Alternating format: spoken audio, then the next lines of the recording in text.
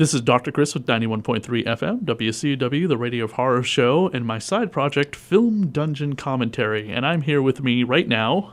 Oh, hi, I'm Dede Crimmins. I'm a local to Boston horror film critic. And you work for? Oh, I write for primarily for a website called filmthrills.com. I also contribute to, where do I contribute? Roomwork Magazine, Cinematic Essential, Bitch Flicks. I write around to a lot of different places. She's basically living my dream job. And we're here to do a fan film dungeon commentary for Fright Night Part2, possibly one of my top 3 favorite vampire movies. And if you have the DVD for Fright Night Part2, awesome, because it's out of print. And never released on Blu-ray. And we'll get into the reasons why that is later on in this commentary.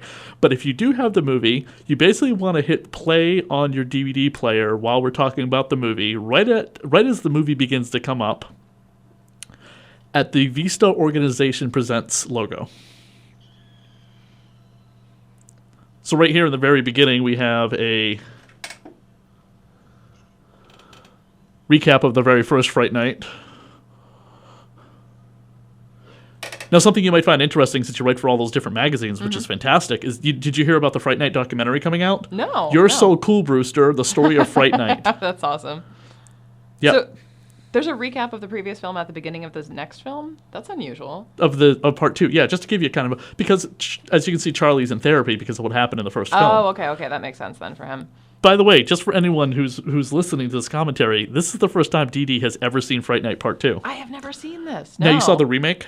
I did. It was what it was. I mean, clearly I'm a huge fan of the original.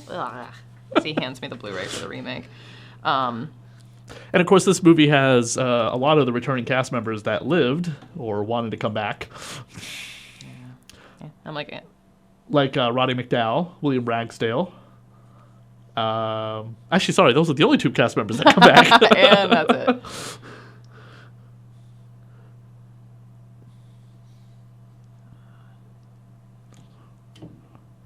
What is Charles feeling right now?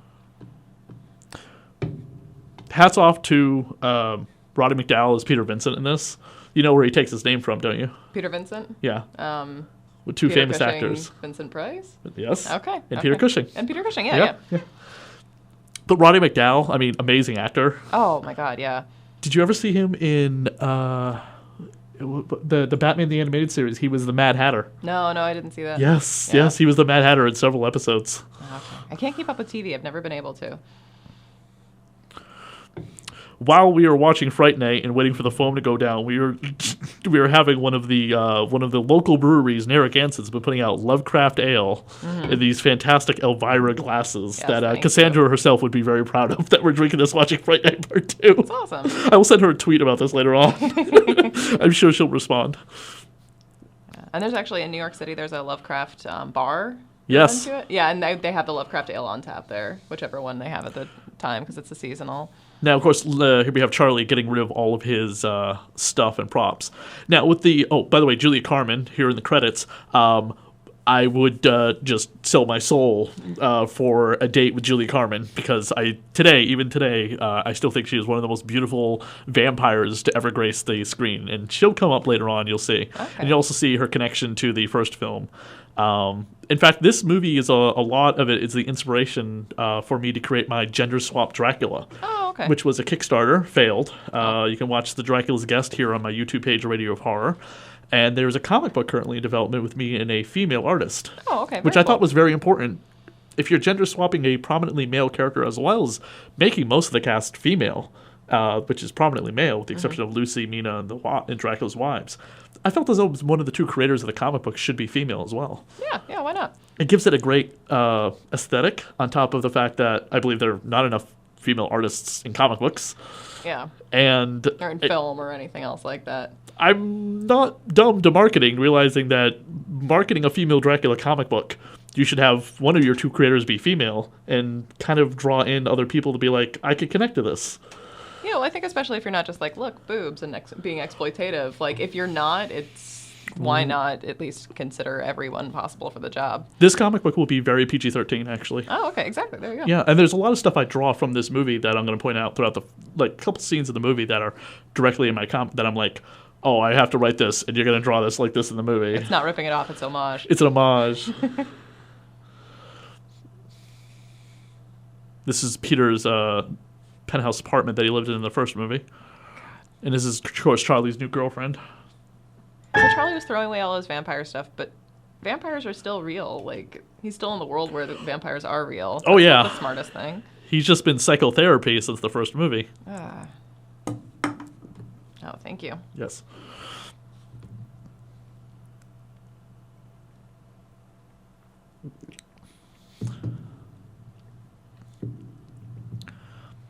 That's what we call pillow talk, baby.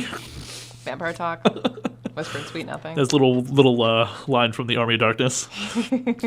What about the things you whispered me last night? Oh, that's what we just call pillow talk, baby. That guy can get away with anything. Miss Roddy McDowall. I mean, he passed away, I think, in 1999, I believe. But he's featured very prominently in the DVD, like archive interviews that is coming out. Oh, okay.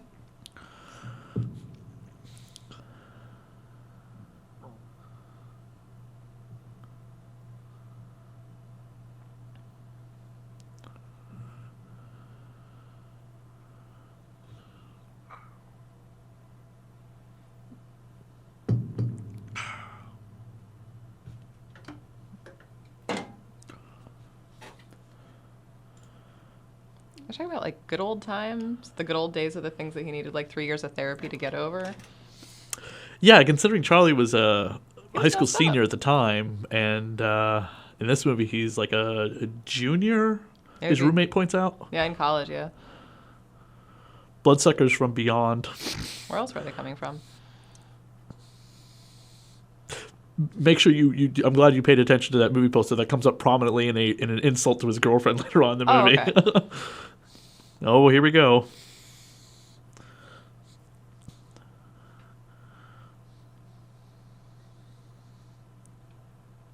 You're never going to get music like this again outside of the 80s, unless you make an 80 homage type of movie. Well, it's one thing that's actually exciting in certain films is like It Follows like had that great synth soundtrack. Uh-huh. Like I feel like some filmmakers are getting back to the fact that they can do a lot better than what we've been having recently. And the movie was directed by Tommy Lee Wallace. If directed Halloween 3. Oh, okay. What else did he do after that? I was curious. I believe he was in an Adam Green movie. It. Okay. Vampires Los Muertos. Well then. Flipper the TV series. Helliversity just got completed. No time of film yet. He hasn't done a lot. But I mean, his big breakout thing was Halloween 3: Season of the Witch, which by itself, not a Amazing. Halloween movie, is a great film. Yeah, I'm like, it's basically not a Halloween movie. Oh, so. no.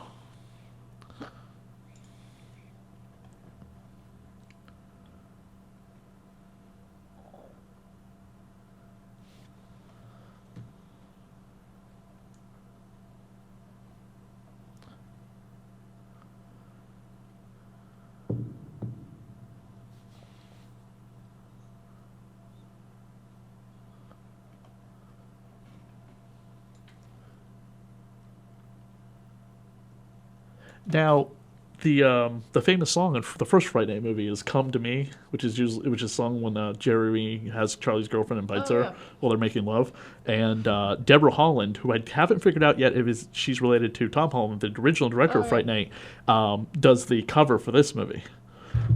Which again is very funny because again the first movie was a male vampire, male sang that song, female vampire, female lead singer of the cover of the main theme song to the movie. See that. Yeah. That's kind of cool. This movie also has prominently, I believe, considered to be one of the first transgender vampires in it.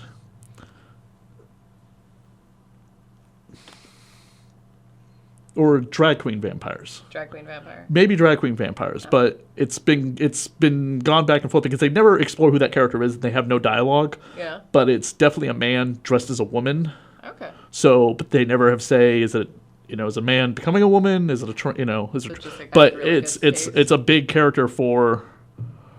And then of course there is Regine. Now in the back, if you remember the movie Napoleon Dynamite, that was Uncle Rico. Oh, I love Uncle Rico. Which, if you ever saw the Monster Squad, he's in that too. He plays a Yeah. werewolf in Fright Night Part 2 and the Monster Squad. Awesome. And one of the other actors that were in the elevator, which will come up later on, was from the X-Files. Oh, yeah? Yes. He was the alien bounty hunter from the X-Files. Well, I don't like TV again. I just never keep up with. Brian Thompson. What? And he was also the judge on Buffy the Vampire Slayer. Okay, that I actually kept up with. There's that great scene where he says to Buffy, "No weapon forged can kill me." And then she fires up the rocket launcher. That was then. Oh, yeah. This is now. Oh, I remember what that. does that do? Boom! And it's just a great shot of Angelus and Drusilla just diving for it as the rocket just comes flying at the judge and blows him to pieces. That was awesome. It's such a badass moment of Buffy.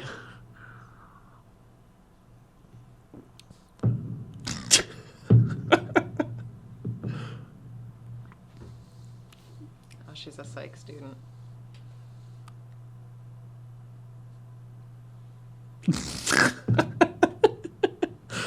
And they're exhibiting bad behavior in that car, so maybe she does have to go to that class. Fair enough.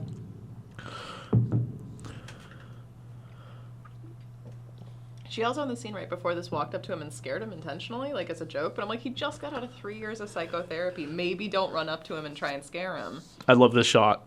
Oh, man. I have this as a poster on my wall. It's actually rolled up in my closet, but I had it for a while. I got it on eBay very cheap, and it's signed by the actress. Very cool. Yeah.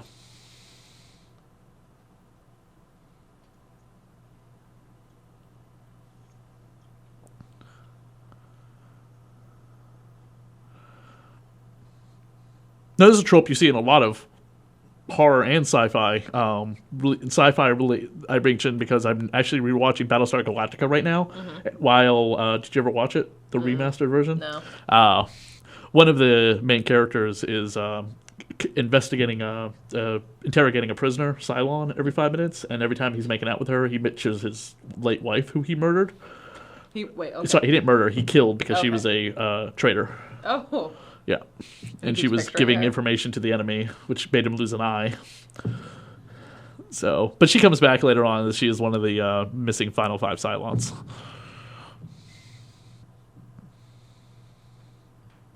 Did he kick her out of the car, or did she run? No, she said, "I gotta go. You need to Okay. leave. I Okay. need to leave. Like boundaries and stuff." Do you remember in the first movie, Charlie was so hot to get into his girlfriend's pants, and then Yeah. that all went aside once Jeremy moved in next door. He's like, "Oh, vampires live next door. I can't have sex with my girlfriend." So much more interesting. I would be finding the vampires a lot more interesting. Right is when she's just like, "Charlie, I'm ready, but there are vampires next door. You'll still be here later." Yeah, exactly.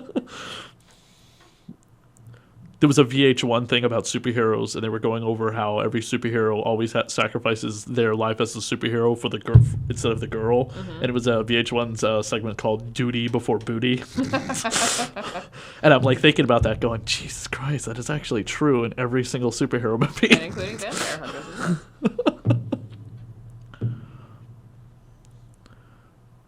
Now, in terms of favorite kills, coming up right now is one of my favorite kills in the movie. The cinematographer for this movie is Mark Irwin.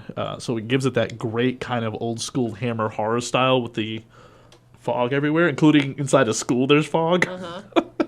And Mark's worked on things like Scream, 10 Things I Hate About You, Dumb and Dumber. There's something about Mary. Black Jesus, that was a TV series. Apparently. Big Mama's House 2. Actually, he worked on all 4 Scream movies. Oh. And those movies are really kind of not scary, but they have that creep factor to them. Yeah. This, like, being in the school with all the fog and just the nails being dragged across the lockers is a lot like Freddy. True, but you can also see, apparently, I missed it. This is the quad. Oh, okay. So, What? That a roller skating vampire. Yeah. Why would you need roller skates if you can fly?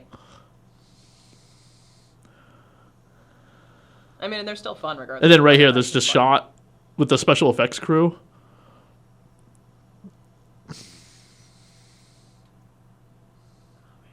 There is no way, by the way, that, and again, I can't wait until that documentary comes out, You're So Cool, Brewster, which Tom Holland is heavily involved in, which is great. And Tom Holland came on the show, and you can check out his interview here on my Radio of Horror page. It's like an hour-long discussion about Fright Night and Child's Play and everything Tom Holland's worked on. I would love to have them talk about, could the vampires close their mouth with those teeth in there like that? Doesn't look like it. I mean, that's a werewolf, right? Yes. Okay. From Napoleon Dynamite Okay, there you go, and the werewolf. Monster Squad.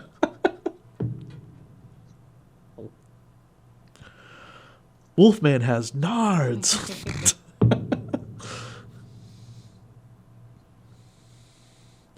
The good old Batman climb the side of the wall trick. Oh yeah, classic. Absolutely. Except for werewolves are actually supernatural and Batman's just a rich guy with toys. Or is he? I also have this for your licking pleasure. A Fright Night Part 2 comic book. I can get to the point where I know exactly where we are. But Oh, I don't want to look ahead and spoil it. oh yeah. The comic book was produced by Now Comics. They also produced a Fright Night comic book series leading up to Part 2, and then as well as Adventures Beyond Part 2.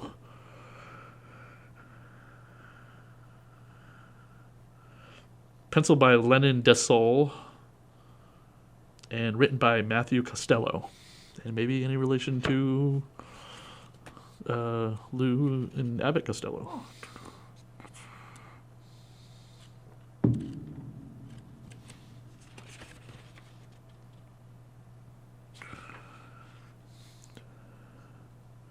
Now Comics also produced The Terminator, Speed Racers, The Real Ghostbusters, Ralph Snart, The Green Hornet, Bill Nye the Science Guy, the comic book series. That would be amazing. The superpower of science.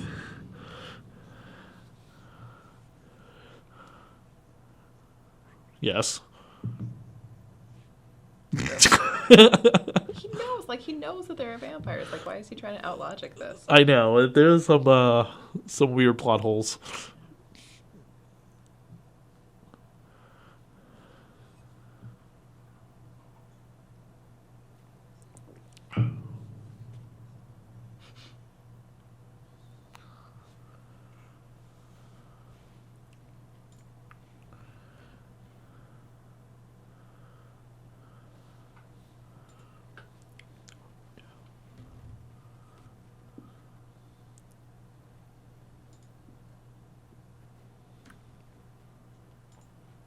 Now, you know they made a Fright Night Part 2 sequel to this, but it's basically the first movie remade again, and this time Peter Vincent's a ghost hunter kind of vampire person, and it's a brother and sister, and they meet, like, Countess Bathory's ridiculous sister in the movie universe, and she starts turning them both into vampires, and they need the help of Peter Vincent, the washed-up ghost hunter guy, to help stop them, and it's totally lame and sucks. But obviously it was filmed on the very cheap, having actually filmed in Romania, where it's a third world country, so you can get away with making a movie that cost over here maybe like what, $5,000. Over there it's like $1 million. Yeah. So don't watch it. For Bathory films, have you ever seen, was it Chastity Bites? Have you heard about this? No, there's a Chastity vampire comic book, but Oh no, it's this film. It's called Chastity Bites. It came out a couple years ago. 80s hair. Nice. And it is Elizabeth Bathory is alive and well and in California, and she founds like a chastity group, a save yourself until marriage group at a local high school, so she can like corral the virgins. I have heard of that. In Yeah. fact, they actually just used that plot line in Angel Faith season 10. It's tied into the Buffy the Vampire Slayer season 10 comic book series. Oh, okay. So that's why they stick the season 10 label, so you know if you're a casual comic buyer, you can be like, when does this take place? Oh, I see how it works. Anyway, Drusilla has that whole plot line going for I can see her. her doing Yeah. that, yeah. And they don't know that she's the headmistress of the school, and Faith gets a job there as a gym teacher. Faith would be gym teacher. Yeah, Drusilla is now written as a she was written as an insane character before, but she's being now written as a sane, competent character. She had her insanity taken away from her, so she's actually sane.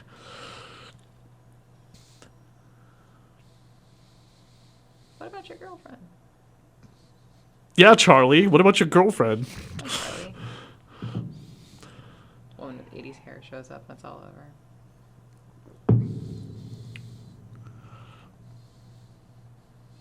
Just every scene with Julia Carmen, just number one favorite vampire girl.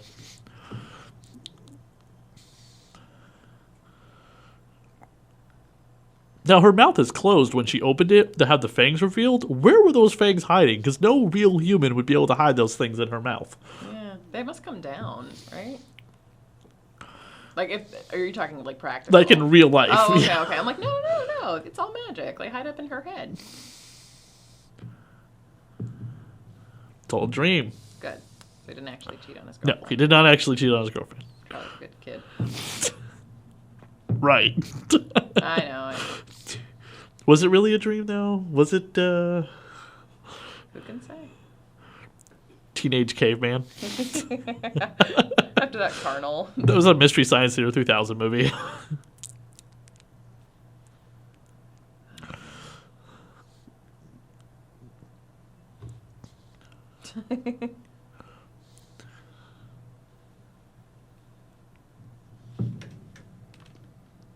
Thanks.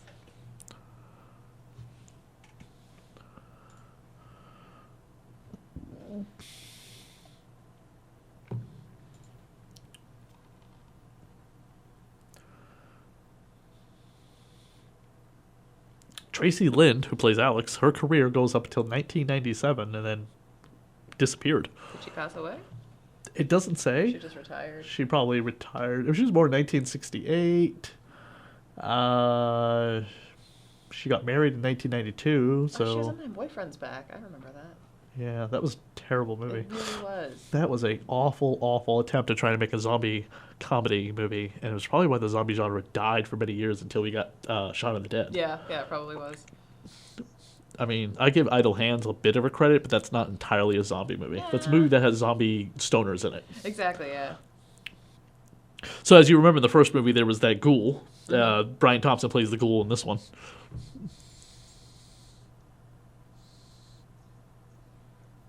That's his role.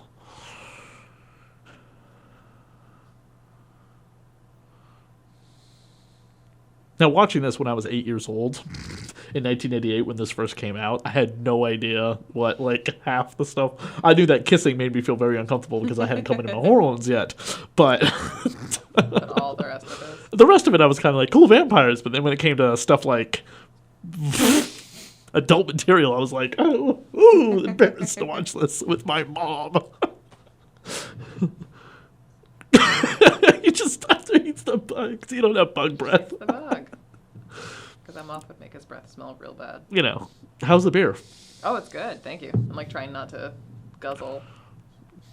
Mix it with the caffeine, you'll be fine. And then you'll be completely wired going all the way back to Boston. Oh, yeah. I have my clothes on, Mr. Brewster.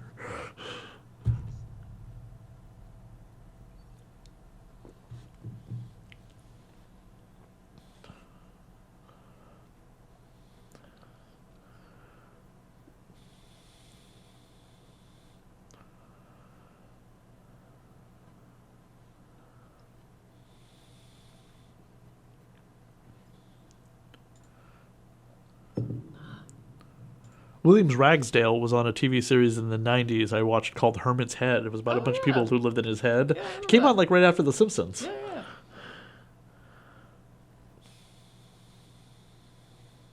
And he's still working. He was in Criminal Minds last year, which I can't believe is still on the air. Mistresses, NCIS. So he's doing like bit stuff here and there. And of course, again, he'll also be in the Fright Night documentary, of course, because he's the main character. Ah, bright light, bright light.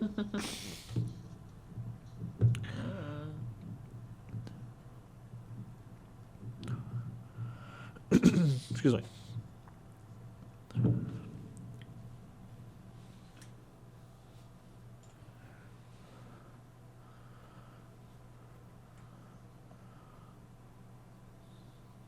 And do you know who this is? I'm like, Ernie Sabala from all of the Lion King movies is the voice of Pumbaa. oh, okay. Yeah. As well as the Kingdom Hearts video games, and basically has been the voice of Pumbaa. I mean, let's just face it, this guy has never got to worry about money. He's had a long-standing career in Disney. Oh, yeah. No, it's fine. But I didn't realize that until many years later. I was like, oh my god, That makes sense now. the psychiatrist from Fright Night Part2 is Pumbaa. Again, you work for Disney. You was I have a friend of mine, Ace. He's been Aladdin on a Disney Broadway stage in California, Disney World, for almost most of last year. And he's like, oh yeah, dude, I'm applying for Marvel stuff. I applied for Star Wars. Trust me, you work for Disney, you get into the extra casting. That's awesome. Yeah. Bowling. He's bowling by himself? Lame. I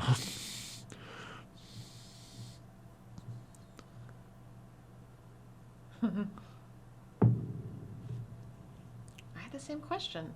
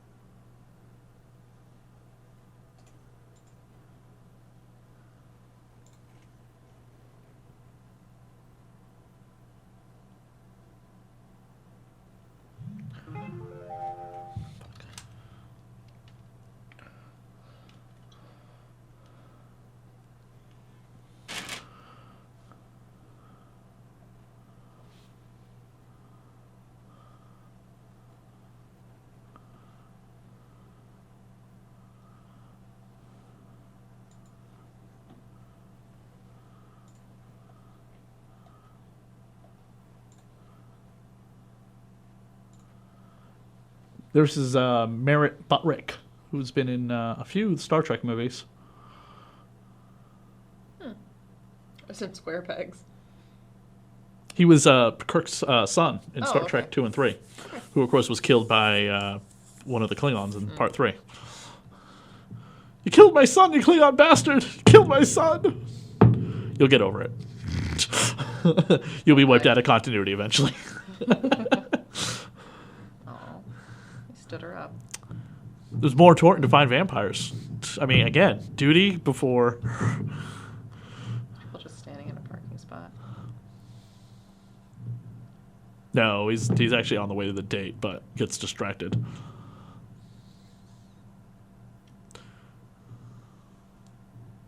Was she out during the day? It's kind of overcast. Oh, they're doing the whole like angel thing. Like he's under an overpass. It's fine.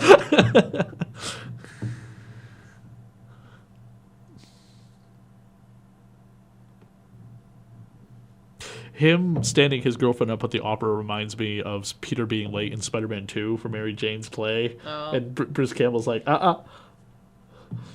ticket please. And then shows him the sign afterwards. Like a dick. Spider-Man's greatest enemies in those movies were not the villains he fought, but it was Bruce Campbell. What's your name, kid? The Human Spider. That's the best you got? That sucks.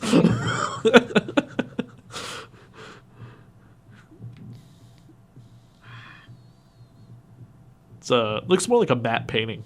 It does. Just like grand standalone apartment building.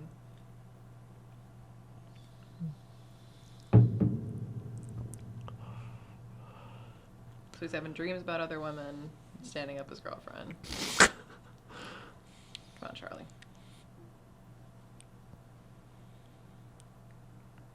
In his defense, I think Regine's put a spell on him. I know. I put a spell on you. Shouldn't make him sleep in that late, but that was on him. I mean, you cannot resist the temptations of a vampire, especially one that looks like Julia Carmen. Yeah. I get it. You don't understand, okay? You always defend him. Listen, you had Chris Sarandon, all right? Oh, yes, we did. Yes, you did. So now we have Julia Carmen, who you will have Chris Sarandon, who I've met. Yeah. Nice. Yes. Oh, Chris Sarandon. And what other famous roles Chris Sarandon known for? Princess Bride. True, Princess Humperdinck, and And. I Am the Pumpkin King. Oh, yeah, Skellington. And he's the cop who helps the mother in Child's Play, another Tom Holland movie. Yeah. Other than that, I can't think of anything else he's in, other than getting killed in Fright Night in the stupidest way possible, and the worst CGI scene ever, where like Colin Farrell is like crawling along the road or whatever backwards because he's getting stabbed. Yeah. Such a crap use of CGI.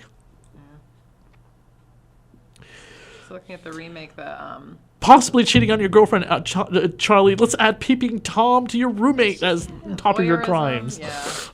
Come on, dude. You are not the guy to bring home to mom. No.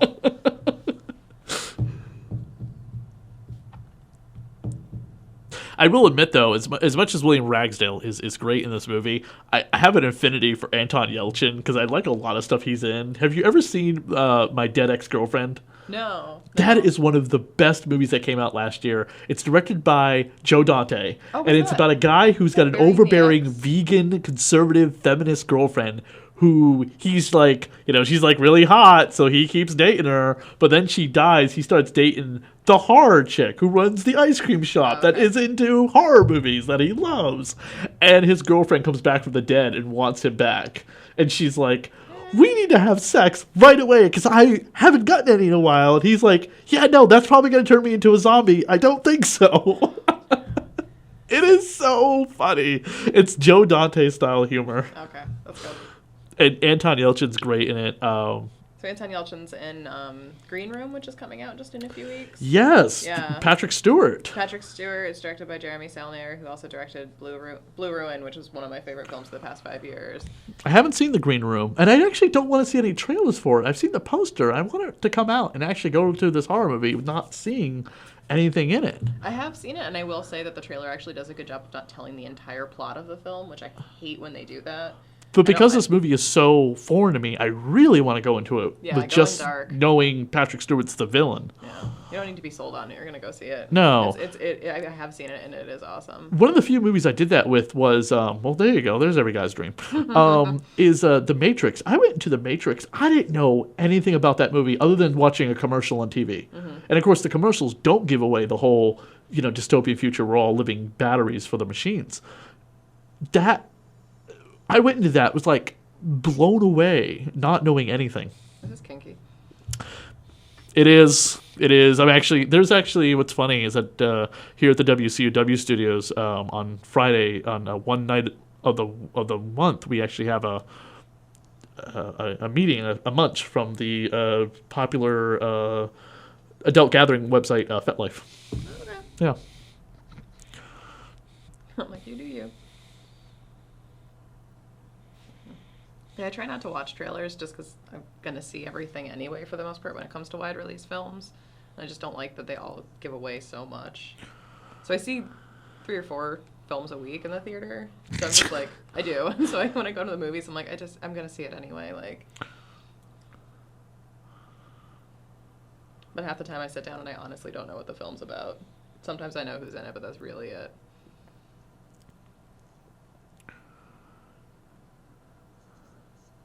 Ouch.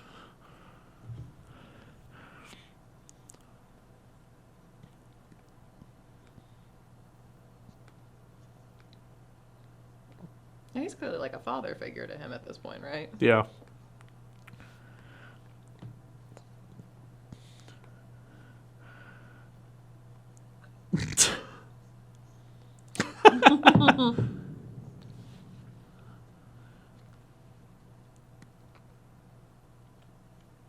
I'm just going to start pounding him into people's chests. Well, he shouldn't have gotten rid of all all of his stuff. Charlie. When I get a chance going to conventions or festivals or events, I have porcelain custom-made vampire fangs that I will wear. And usually I'll wear them to something that I know people are not going to be walking around with them in abundance. Yeah. Oh, this is why you're wondering how they close their mouths. You've been in their shoes. Yeah, I actually have a bit of an expert on the fake vampire fangs. Okay, so a lot of this party I have as an homage in my Dracula gender swap. Oh, okay. As an introduction to Dracula to most of the main characters.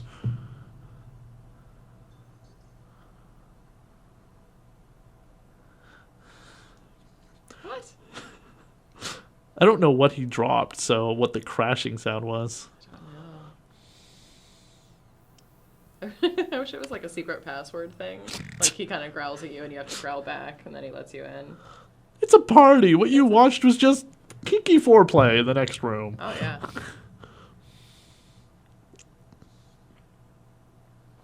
Richie's kink is not for everybody. No. Okay, don't ever put those in your mouth. Again, like Charlie said it himself. Like he of all people should believe that there was like vampire shit going on next True. door.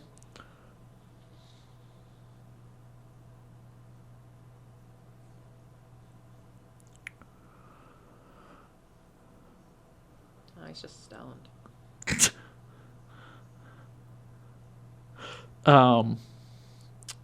With those plastic vampire fangs, I don't know what creature on the planet Earth they molded those after, because the teeth in your own mouth is not actually molded correctly.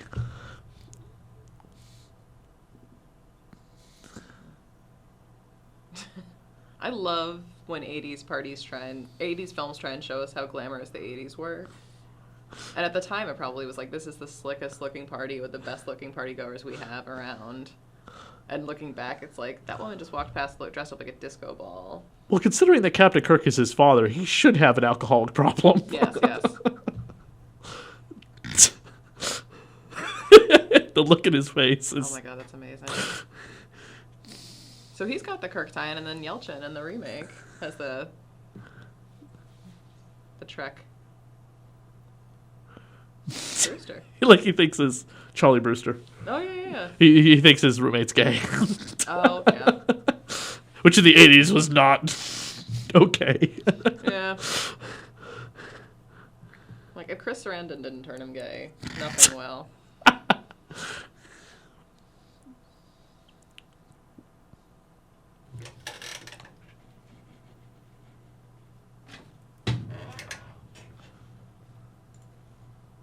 Now here's my favorite song. One of my favorite songs.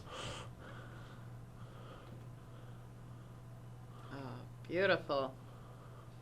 And this is how I describe Dracula coming out. She's wearing the same type of dress. I said, okay, listen, you know what I mean? I'm not a designer, but I literally had to like draw the shape of the arms and the top cleavage and everything to my artist to be like, I need it to look like this. Like, draw sexy, but don't give away the farm.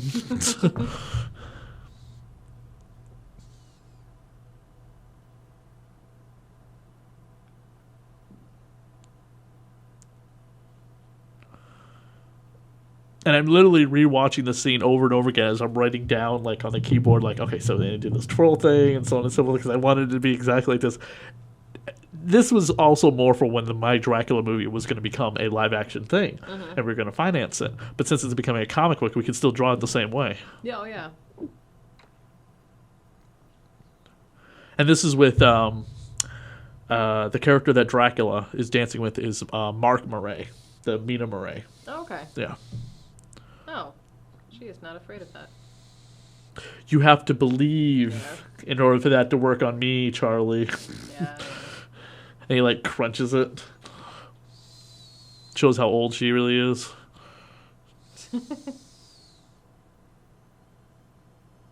Now, if you were ever a fan of the X-Men comics, Buffy the Vampire Slayer is actually based off the character Kitty Pryde, because Joss Whedon has cited issue 159 as one of his favorite X-Men comics, and where he got the inspiration to create Kitty Pryde from. Buffy, Kitty Pryde, Storm had been bitten by Count Dracula, who was an actual comic book character. In fact, his comic book is where Blade the Vampire Hunter comes from. Oh. And in that, no one believes that Storm is actually becoming a vampire and leaving the X-Men, except for Kitty. Mm-hmm. They live in a world of mutants, demigods, and everything else. But yeah, vampires. Yeah, that's even Wolverine, who's been around forever. It's like the Iron Man quote, Captain America believes there's only one God. Personally knows two. Yeah. I only know one God, man. He doesn't dress like that.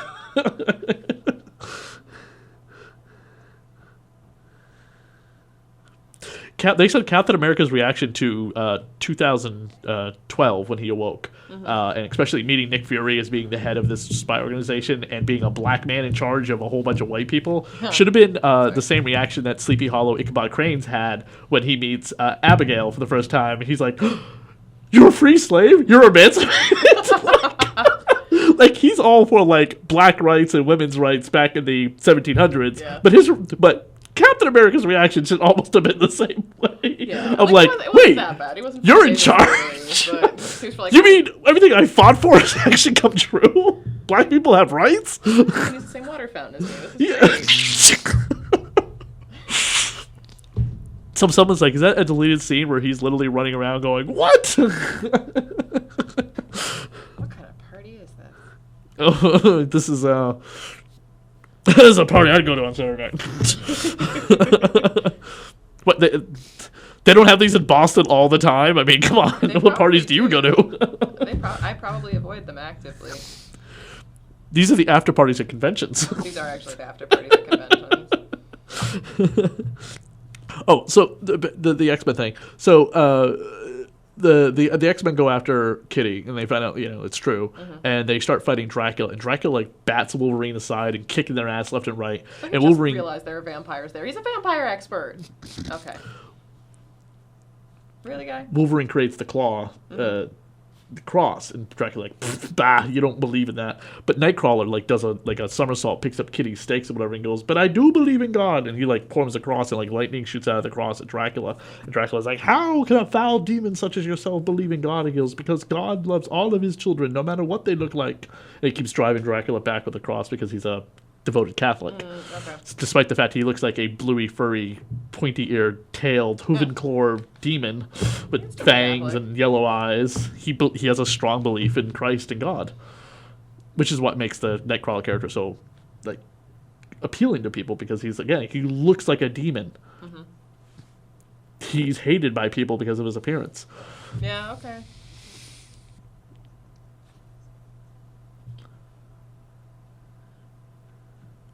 Dun dun dun!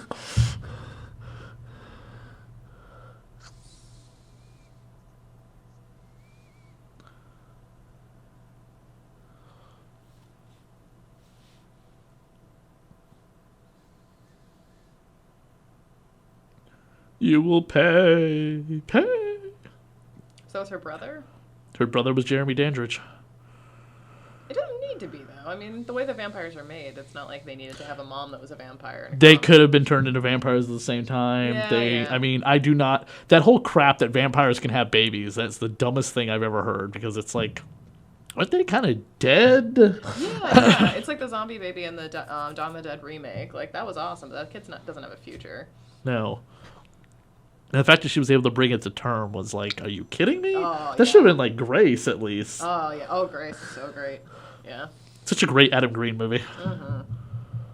Jordan Ladd, also been on my show. Oh, okay. She plays the mother in that. Just a terrifying movie to try and watch with somebody, especially on a date. Never want to have kids? Good, let's watch Grace. I have a strong history of when I find out my friends are expecting children, I buy them a copy of Rosemary's Baby for the baby shower. Or Grace. I should maybe switch to Grace. Into weird and kinky stuff, let's watch the Human Centipede trilogy. Not the third. The first two are amazing. Not that the first two were amazing? I love the first two Human Centipede. Really? Films. Oh, I think they're fantastic. Oh my god. They're the first. You're honestly the first woman I've ever heard say that. Oh, they're amazing. Especially the second one is just so So vile. gross. The second one was like the most giant middle finger to an audience I've ever seen, because he's like, "You like this film? This is what I think people who liked that film are like." And then he gives this like little sniveling guy who masturbates with sandpaper.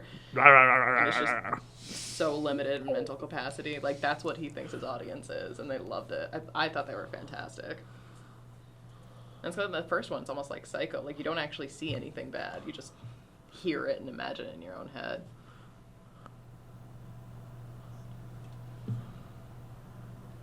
Uncle Rico just called her Dynamite?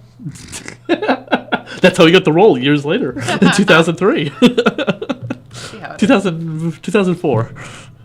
Better on the neck, asshole. I thought he was a werewolf. I mean, maybe he's a vampire turns into a werewolf. Maybe he's just like a really, really old vampire, because sometimes, they get like... I highly doubt strains. it. His slick moves with the ladies do not show me that he is that old. Yeah, you think he would have perfected the master of... He's had a long time to figure out how to talk to women. Most of them don't enjoy hearing Dynamite. This is the 80s. Fair enough. Maybe he had a whole Only Lovers Left Alive thing going on, just because he lost it after a while. I love Only Lovers Left Alive. That's a great... Again, Anton Yelchin. He keeps coming back. He is so great in that movie as the sidekick. It's just like... Okay, right here. This is another one of the scenes in the movie that I take piece for piece from this film and put into my Dracula story, because I find it so beautiful. Look at that light. His apologetic letter to his girlfriend. There's some dry ice under the bed there, Charlie. You may want to take care of that before the local campus police find out. That's where he keeps it.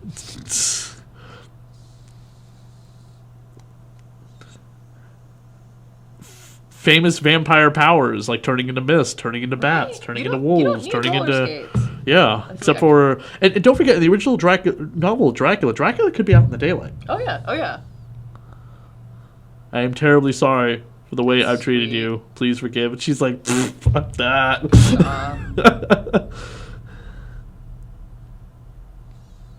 Now, when we were like test filming with Dracula, I had the actress like who plays Dracula kind of redo this in a way, because I was just like, listen, I need this like scene to be like this perfect.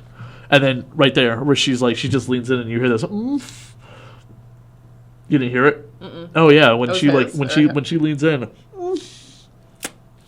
Just like an immediate, like, just ecstasy filling her up. That is a big cross he's hugging. He sleeps with it on him. That's smart. Oh, no wonder you have neck cramps. Without knowing what he's doing. But I strongly try to emphasize in my vampire Dracula story that the vampires are so much more concerned, especially Dracula herself, with blood, and it's not about like sex. It's not about trying to get the guy. Of course, when she meets the guy who's the reincarnation of her late husband, like Dracula's reincarnation of late wife, it's about, the lost love that they try to pull back into their lives. But still, it's all about the blood. It's nothing else matters. It's like a drug for them. Yeah, and they'll use sex to get to what they want. Just like drugs.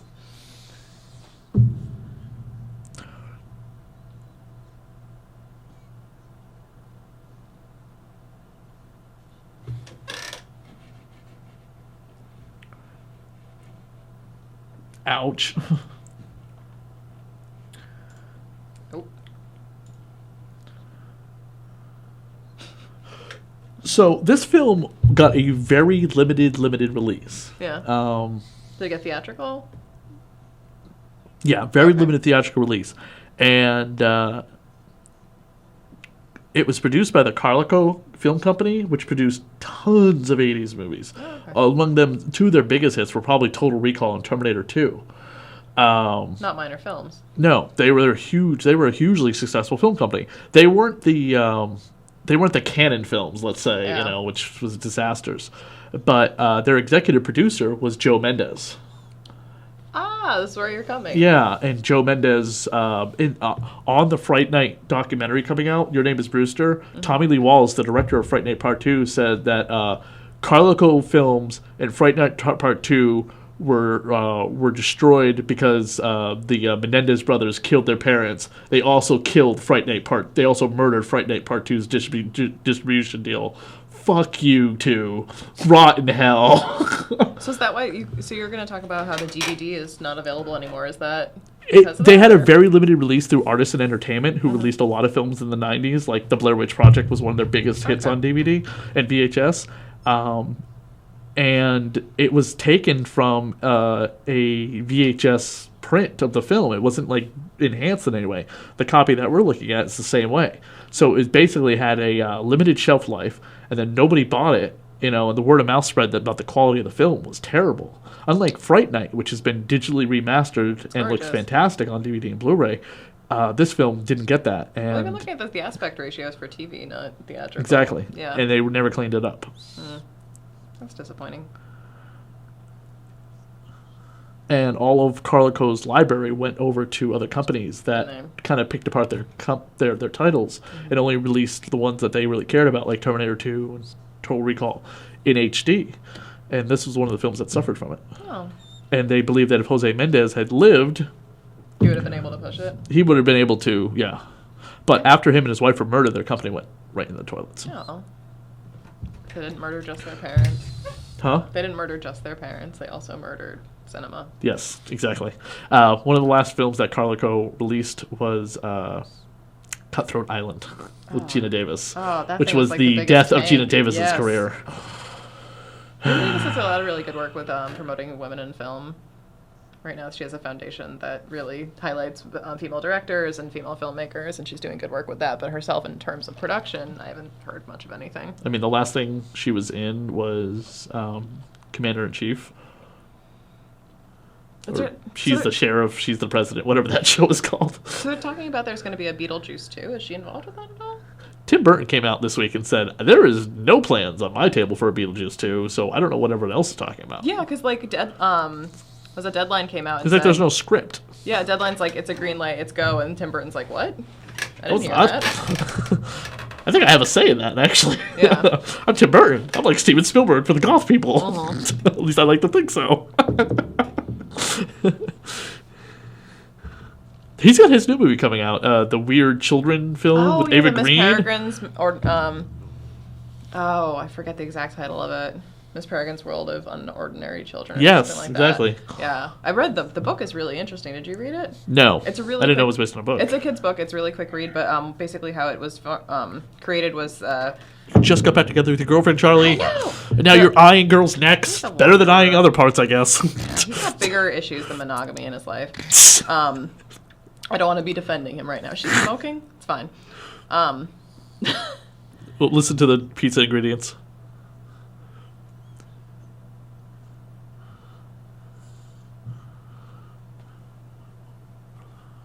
Oh no. Oh no. So the Miss Peregrine's book, it basically the author went and found a bunch of really unusual like vintage photographs and ended up kind of piecing together a story around them and said that there was this basically at school, it's kind of like X-Men, like there's this school of these children that live in kind of this parallel dimension that you can access by like going through really northern Ireland or England. And all these kids just have kind of special powers there. Huh. It's really interesting. Like, it's like really creepy and kind of gothy. Like, it's cool though. The book was good. I don't know how the movie's very gonna be. Tim Burton-like. Very Tim Burton.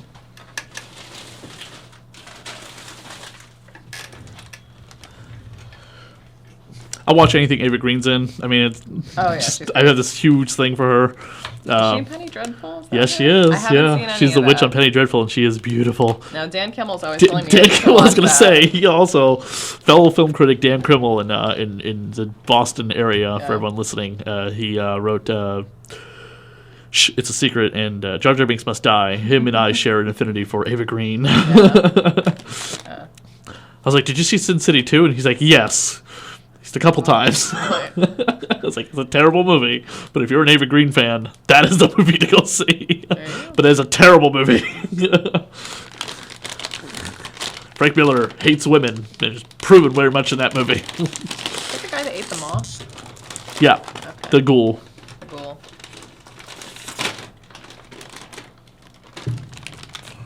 Thank you. noisiest food. Huh? You can choose like the noisiest food. It's like popcorn at the Oh my god, it is. I can't eat that. Watch this. See?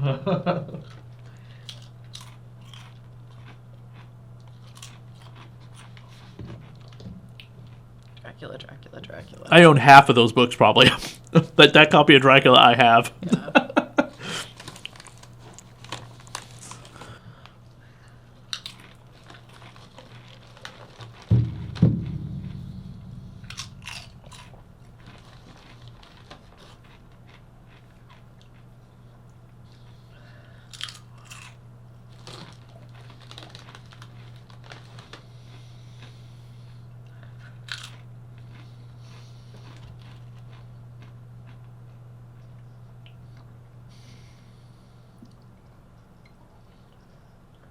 There's always a wooden chair around when you need one. I know, right? If To you slay the hadn't vampires. thrown out And your just perfectly, right there. Just right in the chest. Yeah. It's like an auger. Like if you're going to dig a hole in your front yard, it's like that.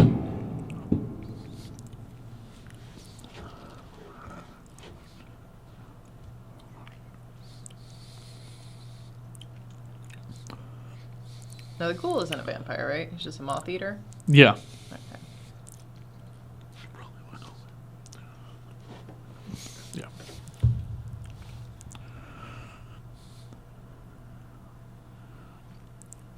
Lunch. There we go.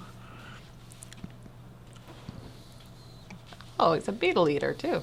Oh, yeah. Just bugs in general.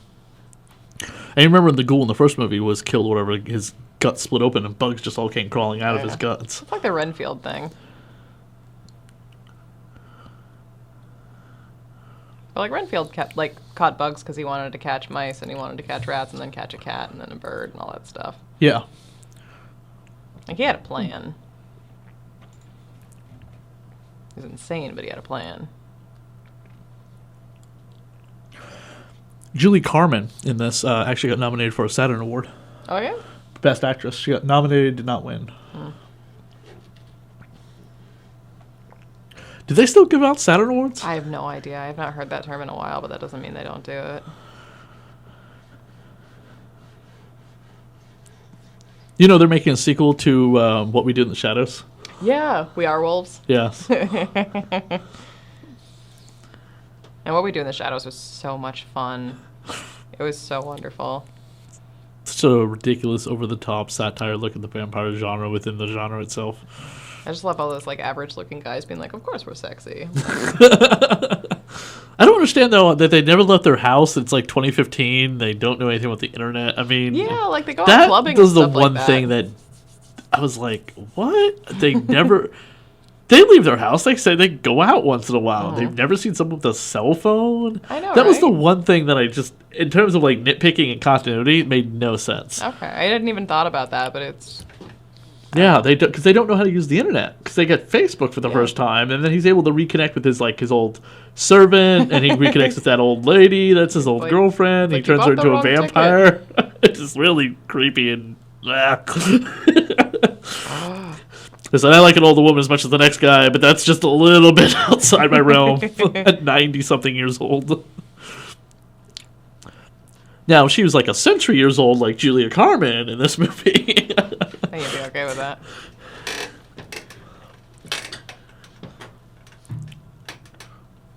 And this is still Peter's apartment, by the way. Oh. Because remember, Peter lives in the same building as them. Yeah, okay. Look alive. She just sent him out there to be like, get the hell away from me, Charlie. Please don't kill me.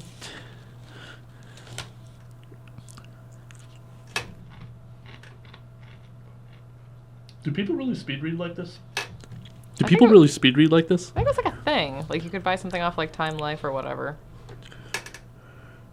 Oh yeah, that book, that version, yeah. Yeah. The way she's like speed reading it, It's like to show that she's like a modern, serious student of the 80s.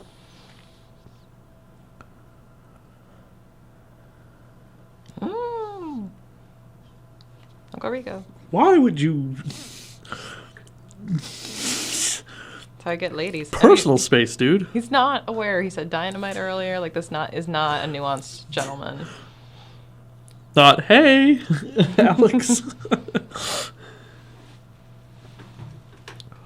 Let's make out. He's like significantly older than her, too.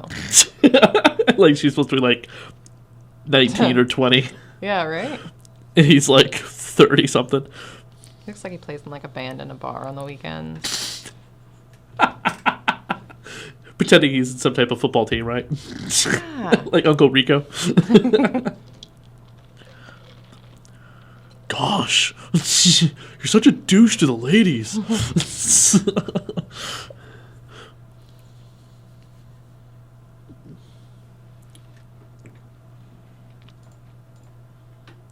He's up to something.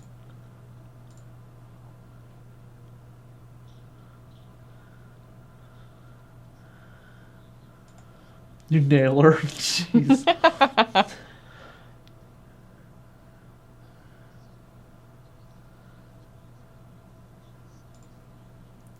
Good old-fashioned sex.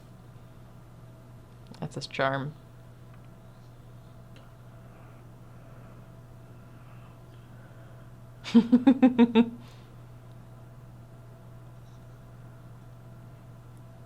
He was also in Taken and Taken 2. Oh, yeah? He was one of the former CIA buddies of Liam Neeson's character. Oh, okay.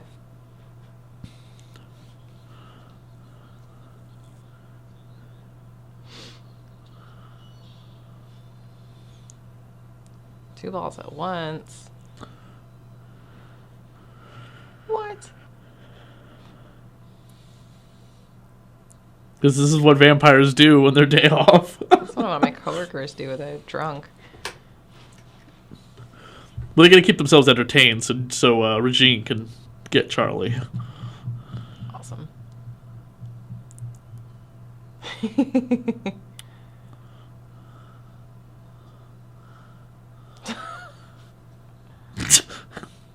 I mean, Brian Thompson, obviously you can see from this movie, but in like other things like, you know, The X-Files or Supernatural or Buffy the Vampire Slayer, he was that strong to be able to lift two bowling balls above his head without any effort. Yeah. I can't do that. Can you? No, I probably not. I haven't tried recently. Just though. like clank, Like clank, you know, head. with not even wincing. Somewhere out there is a bowling ball workout, and they do that. It's what he does to get as buff as he is. That guy is jacked. She knows him a little bit better because she read Dracula. They've been dating for like a year or so, and she couldn't. Worst girlfriend ever. No wonder he tries to cheat on her every chance he gets. It took Bram Stoker to get her. It's like a classic novel. It's not like really specific, like this one weird thing. Like a lot of kids read Dracula in high school. Like.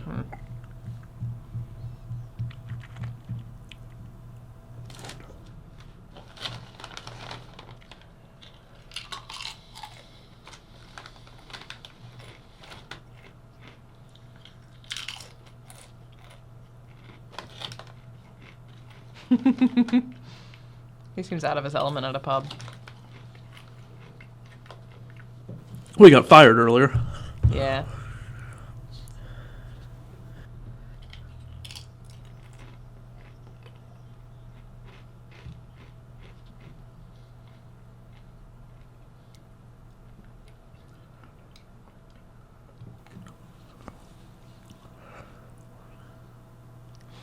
Oh, who doesn't know? Who doesn't like a little head?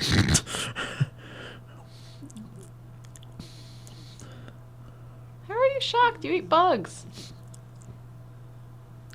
Probably not what he's expecting.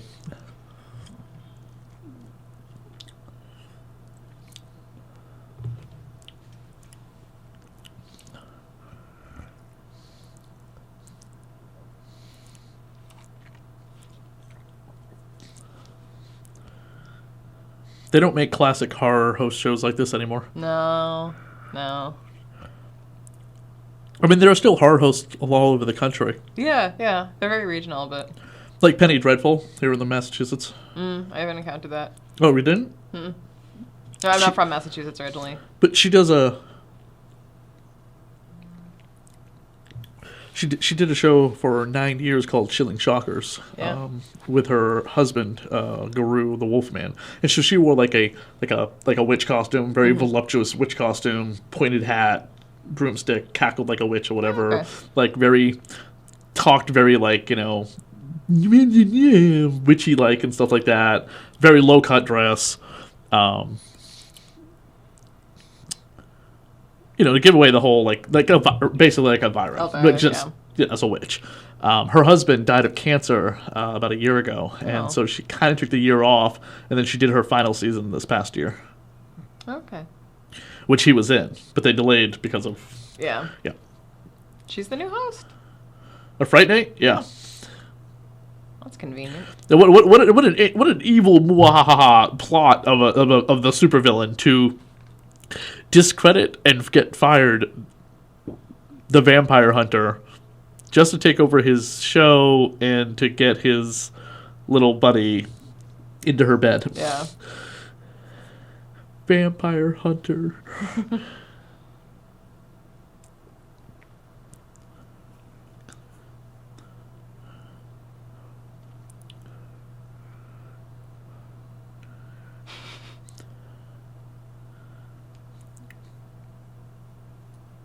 Yeah, you do.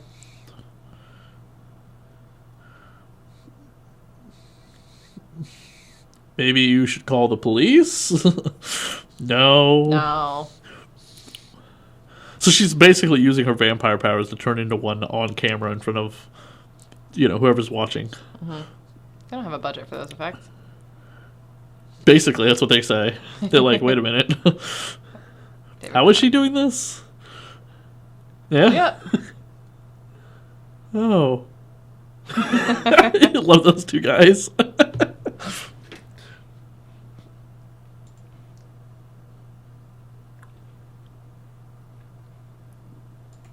And she disappears. So what I have seen of horror hosts is not a typical intro that you'd ever watch on TV. Oh, yeah. Yeah. Absolutely not. Yeah. Not in the 80s. No.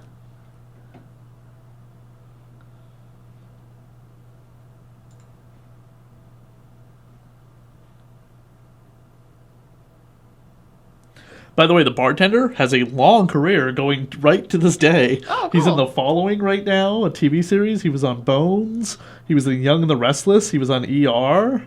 He was on House. He was on JAG. He's on CSI Miami. Good working actor. Yeah, he's still working today. Yeah. Dr. Dolittle, Clear and Present Danger, Patriot Games. Oh my god, he looks exactly the same. Yeah, for just that one little scene that he's in with Peter Vincent. What do you do?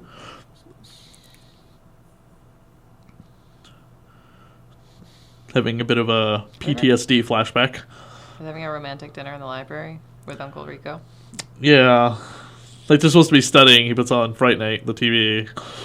Smooth mood, Charlie. No wonder your girlfriend won't sleep with you. Like blocking all of his sexual advances, and this is his night. This is his idea of romantic night. Gee, I wonder why. Oh, poor guy. They're just a bad match. I do not see what they have in common at all. No. And neither of them really seem to be fighting to stay together either. No. And they do have this perpetual scene later on. It's like, I love you, Charlie Brewster. Do you hear me? I love you. Why? Oh. Smack. Come on, Charlie. Is he trying to channel Bill Pullman from Near Dark? Just not very well. I forgot he was in that movie. Oh man. Bill Pullman in Near Dark is one of the greatest things of 80s horror. I think one of the first movies directed by Catherine Bigelow. Which, unlike the films later on in her career, which she did all by herself and she deserves her Oscar, I mean, she got that director's job because she was married to James Cameron. Yeah, but still clearly extremely competent and should have gotten it regardless, but that didn't hurt to, back in the day. I mean, I don't know how often that happens nowadays, but you hear about a lot of these movies in the 70s and 80s where it's like, my cousin was, my husband was. I got the job because they were like, who can direct this? Well, they kind of know what they're doing. yeah. That's kind of what happens now, though. It's like people Does that still happen today? Oh yeah. Like someone will put out a single indie film, and then Gareth Edwards, who directed Monsters, which is this cute little indie, and it's amazing. And then his next film was Godzilla. which is exactly like Monsters, where you never see the monster. Oh, Yes, God, I yeah. see it. Yeah. But it's like there's no reason he should have gotten that big of a budget film. It's just whoever he knew at the time. And Whereas Monsters has what, like 4 minutes of a monster, and Godzilla has 11 minutes. Yeah. Or the guy who's directed nothing but commercials and then turns around and directs 10 Cloverfield Lane, and everyone's like, Yeah. "Oh my god, it's such a great movie!" It was. Yeah, I did actually really enjoyed that. There you go. Okay, I don't What are the remember in flowers? Dracula the roses being used to repel Dracula. Is that something in? I don't remember that from the book, but I read the book it's like 30 years ago now. That was not group hypnosis.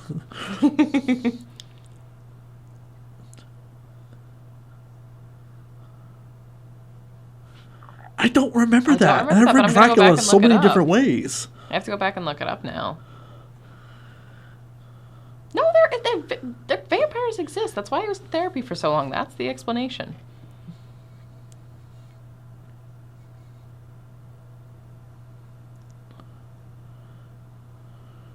Oh, I remember those little TVs. Now we have our cell phones. Now we have our cell phones.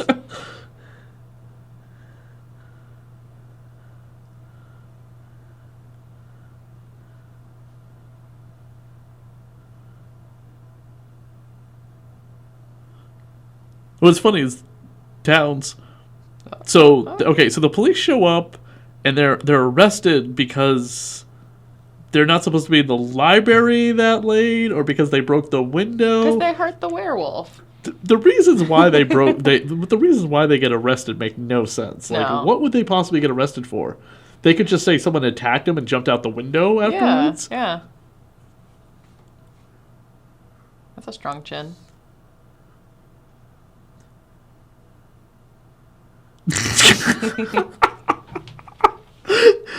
Oh.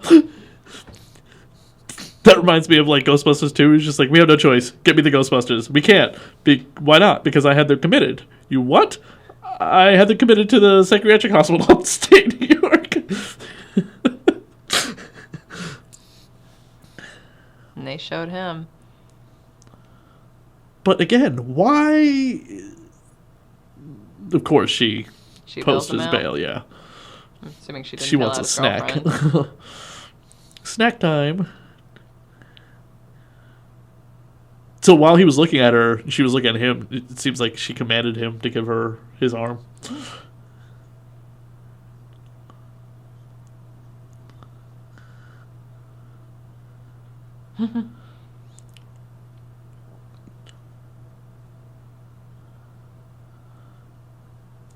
She called his psychologist? Well, I'm assuming that if they've been dating, that she's met the psychologist. Yeah. Your psychologist wants to meet your family members eventually and stuff like that. Yeah. It wouldn't be on my first list.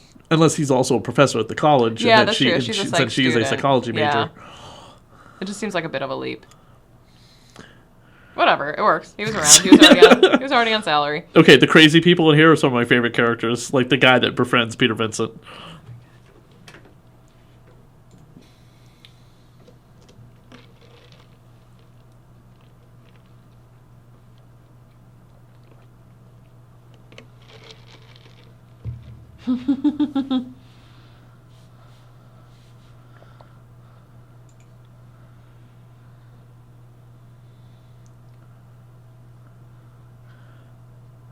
The orderly has a career up till 1992, according to IMDb. From 1983 to 1992. Yeah, he was on Cheers.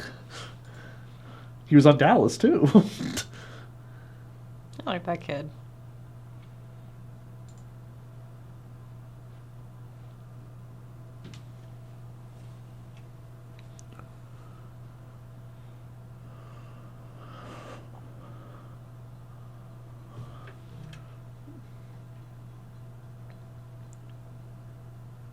Oh, the secretary receptionist who walks out and says, the doctor's not here today. Mm-hmm. She's currently on Empire. Oh, okay. So again, bit parts in horror movies, they'll lead to a career eventually one day. Yeah. Let's do deep breathing exercises in the car. What? Who would do this? Psychologists. Psychologists would probably want you to talk.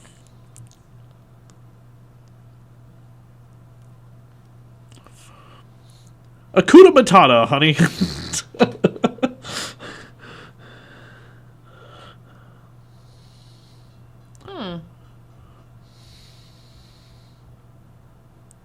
I'm not sure if you caught that when she was looking out to the train. He was looking down. Oh. And he's of course a vampire too. Of course, no wonder he was trying to convince Charlie there weren't vampires.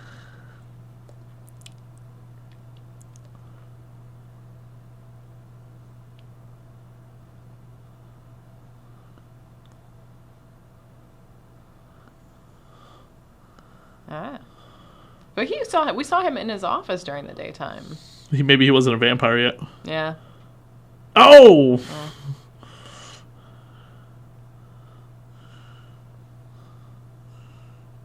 Haha. There's always wood around.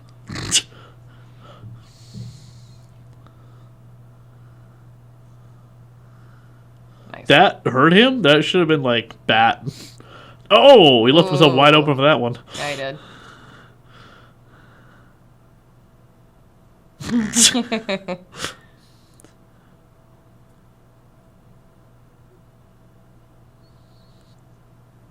The music keeps going.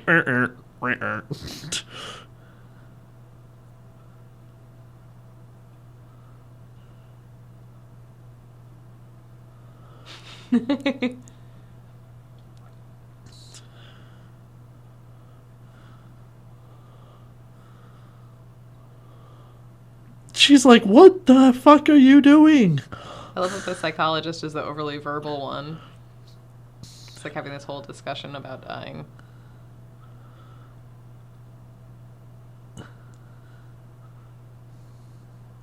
Oh, see, now I understand the circle of life. Now he's going to be reincarnated as a fat pig. There you go. It's all in the same universe. They call me Mr. Pig. Thrum, thrum, thrum, thrum, thrum.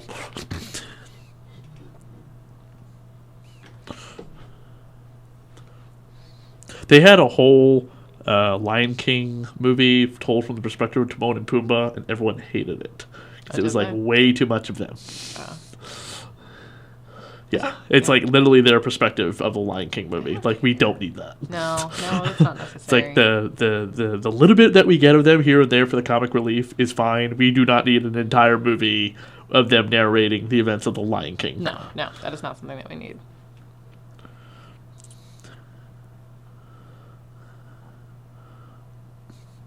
And she stole the doctor's wallet. That was thoughtful.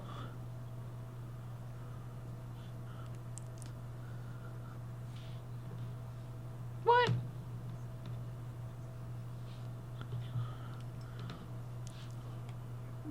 Doctor, I'm going to heighten my voice a little bit so I sound like an older woman.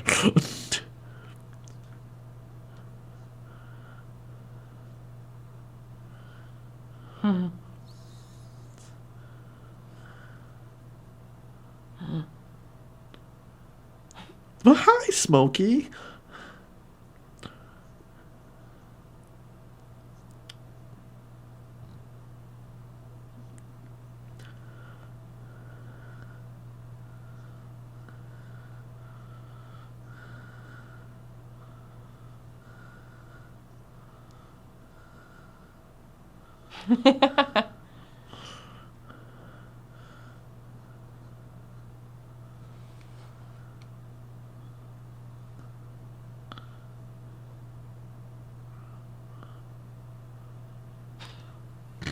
The mop.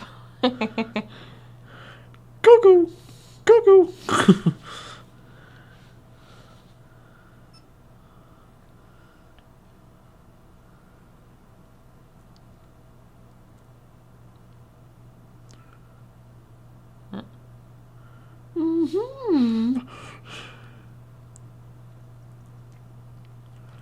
Plong. I do like that kid. I don't know if that would actually knock somebody out, though. Probably not.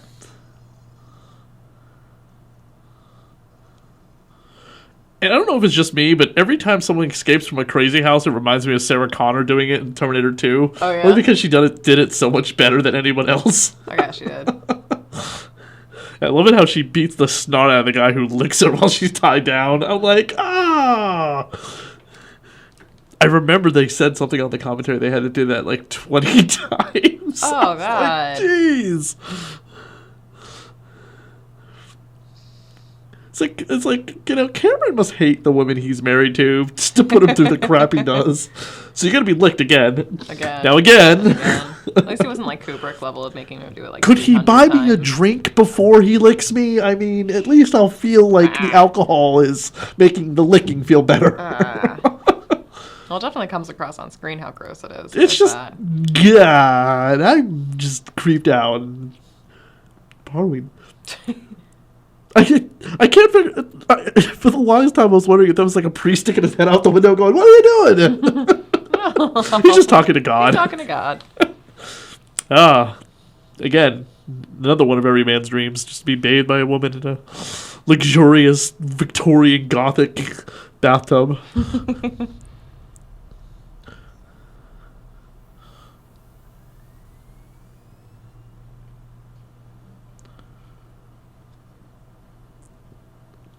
So she's basically just turning him into a vampire to get revenge on her brother for the next century. Oh, yeah.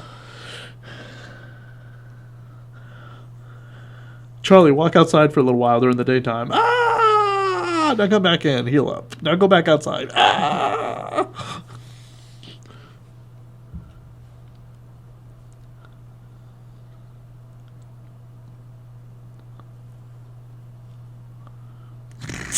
She's like, oh, get over yourself.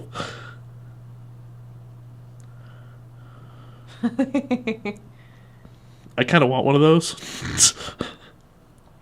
Like the pencil sharpener.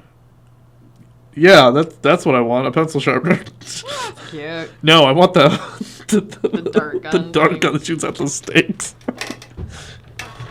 Hey, you don't know how many weirdos I meet in this business as a horror host here in New England, okay? Yeah. You gotta defend yourself. Oh, I love those shoes. As a man, I'm comfortable enough to say I absolutely love the shoes that she's in this movie. Slim heel. Just something about them. I always notice that.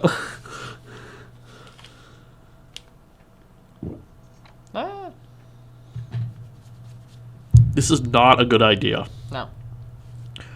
You should call, like, in a bomb threat, or pull the fire alarm, or call the police again, because at least have to investigate the call.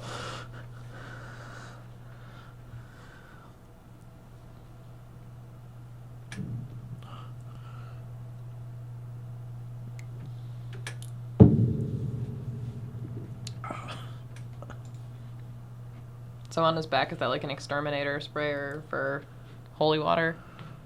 Yeah. Okay. Well, isn't it in the Lost Boys they use the super soakers? Yeah. I remember the Frog Brothers like break into the church and everyone's like having communion for the first communion for the baby, and they're like, Baptism, yeah.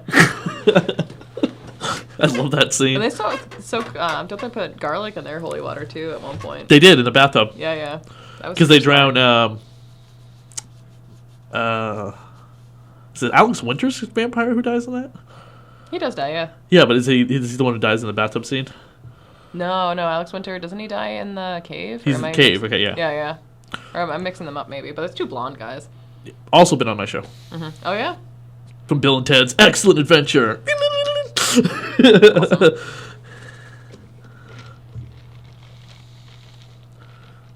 Send them to the Iron Maiden. Excellent. Execute them. Bogus. He's supposed to... Okay, this was like 3 or 4 years ago when he came on the show. Maybe now 5 years ago. This is 2016. Mm-hmm. He was supposed to redirect the Gate. The remake of the Gate. Yeah, in 3D. And it never happened. I don't want that thing to have very good effects. I like it as is.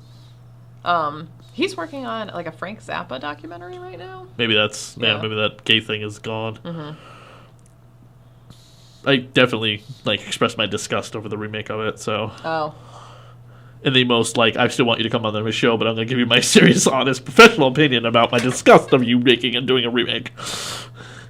Like the aforementioned remake of Ghostbusters, which is coming out this summer. I don't know why it exists. It might be good. But I don't know. We'll see. Okay. We'll have that whole discussion later on. For right now, it's Fright Night. Yeah. And his neck just split open. Yeah, it's like one of the grossest deaths in this movie. I mean, the special effects in this are absolutely like fantastic at times. Janice Barnes, assistant makeup with makeup effects, special effects makeup was by Norman Cabrera, who's worked on Drag Me to Hell, Kill Bill, This Is the End, and of course he works for Greg Nicotero on The Walking Dead. So you can see how we'll just burn the vampire out of him, right? Mm-hmm.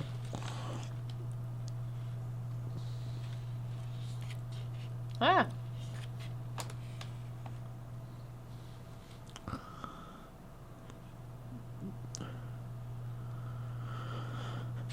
Like, here in the comic, you can also see how it differentiates the scene where she comes into the mist, and she actually has lines in the comics, "No, relax, Charlie, this is just a dream, a wonderful dream that will feel so good."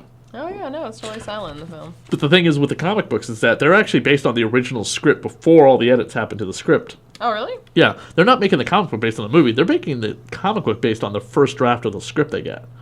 The very first draft, because they have to get this comic book made immediately. Yeah. You know what I mean? The comic book will take a long time to get put together before, by the time they get the movie started. So, the comic books are almost never a straight adaptation of the movie. There's always going to be tons of extra lines in there. You're like, this was never said. Yeah.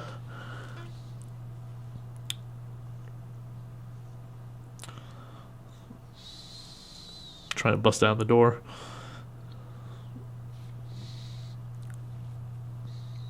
Now, the soundtrack for Fright Night Part 2 is like really hard to find. I have the vinyl over here, which was I found for $10 in a record store in Cambridge. That's part 2? I'm sorry? That's part 2? No, it's just side 1, side 2. Oh, okay. This is Fright Night. This is the original one for Fright okay. Night. The original theme for Fright Night was done by Jay Giles Brand. It doesn't actually appear in this movie. But Come to Me does. By Brad Fidel, and then it's done by Deborah Holland for Fright Night Part 2.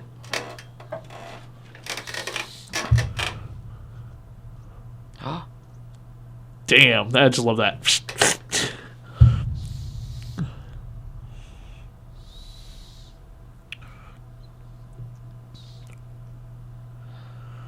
Welcome to Fright Night. Okay, that's awesome. That's a very cool shot. Yeah. And then... And do you remember what her brother said in the first one? No. Welcome to Fright Night. And he drags the vowels out, like through rolling your tongue, like you would purr. And then he, scrapes his hand across something and goes, for real. I already remember that now. Like, this is really Fright Night in my house. And you're all going to die. Did you ever see Jim Carrey's first movie, Once Bitten? Oh, yeah. Yeah, with with Playboy Playmate of the Year at the time, Laura Hutton. Yeah, she's gorgeous. Oh, she is fantastic. It's like, whose genius idea was that? They're like, let's get the Playboy Playmate of the Year to be our vampire. It worked. And then she's got the same scene with Jim Carrey. She's just like, I could be yours, Jim Carrey's character. And she's all like... That one has that. Doesn't that have the weird rules about how she needs to drink his blood 3 nights in a row or something in order for it to take from his thigh muscle? Yeah. It was really specific mythology. Yeah. Was this? And she sticks to it in a barber's chair, in a dentist chair or something, with the legs spread open. But she's got this thing about biting the buttons off too, and you're like, what the F is with the buttons? I don't know. Now there's 2 other movies that don't have a commentary, and I've looked for fan commentaries. Yeah.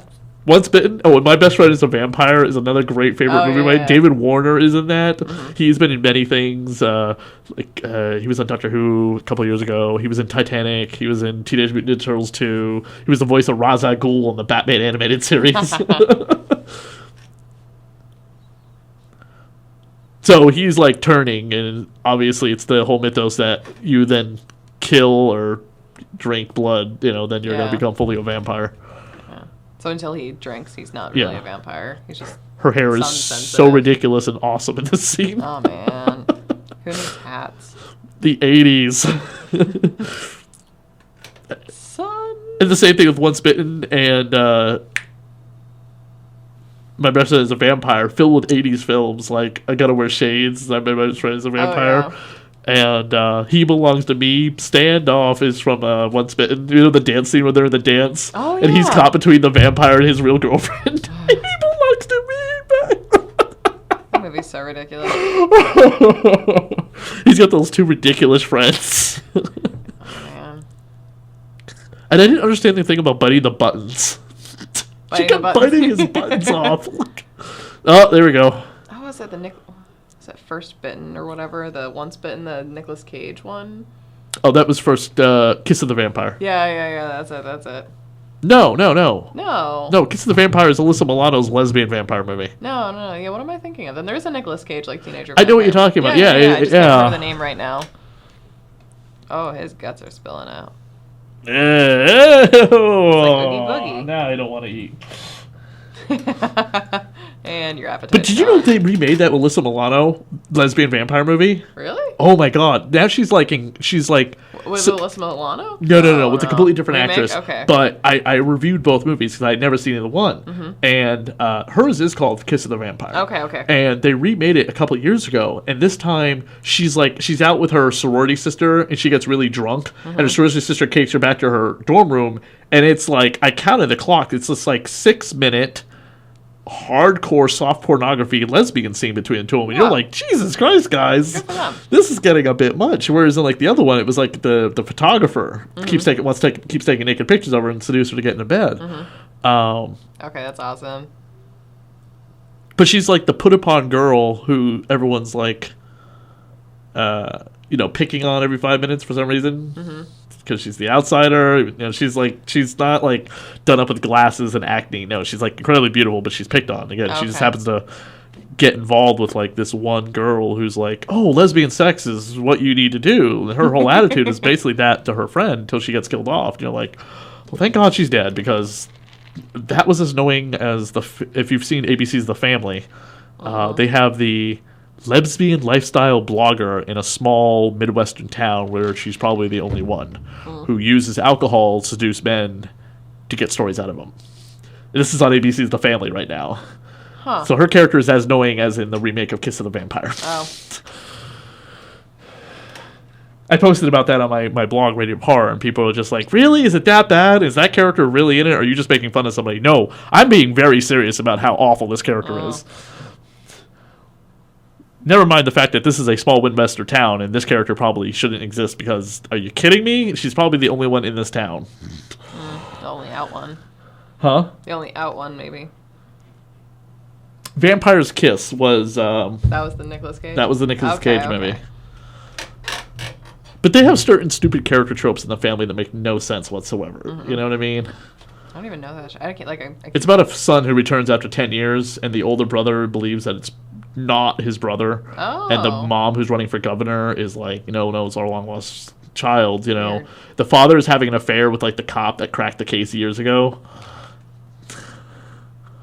I have not watched that. Is it a new show? Yeah. Okay. She's like the stereotypical, like, I gotta be tough black cop, show everyone I could do it because I'm a, Yeah. stand up by my bootstraps kind of woman. And it's like, no, you're written awfully. Stop it. Just go solve the case and go away. Oh. Your plot line of sleeping with the main character's father is really, really bad. And every episode's narrated by the missing kid. Who may or may not be the kid. Yeah. Okay. Is Just the show about, like, terrible tropes. Oh. Terrible tropes that aren't, like, unlike, Blackish or Under the Off the Boat or whatever the other new ABC's Family, their new quirky comedies are, which are, kind of making fun of stereotypical tropes in their own way, which make them funny. This show is just... The only reason I'm sticking with it is because of that, do you want to find out if this is really the kid? Yeah, that's how they got you. Like the Clint Eastwood movie Changeling. Oh, yeah. With- Because you want to find out with Angelina Jolie. Yeah.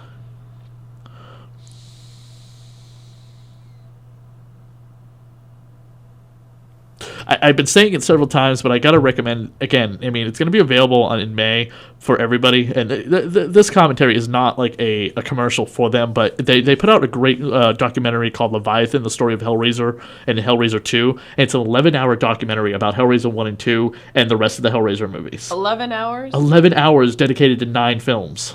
Oh man, I don't know if I have And time it's for that. it's 7 hours dedicated. Sorry, it's 8 hours dedicated to Hellraiser 1 and 2. Okay. And then the bonus materials makes up the rest of it. Oh my god. Yeah, That's long. and they have a Fright Night documentary coming out again called You're So Cool, Brewster. Yeah. And it's about Hellraiser 1 and 2. Okay.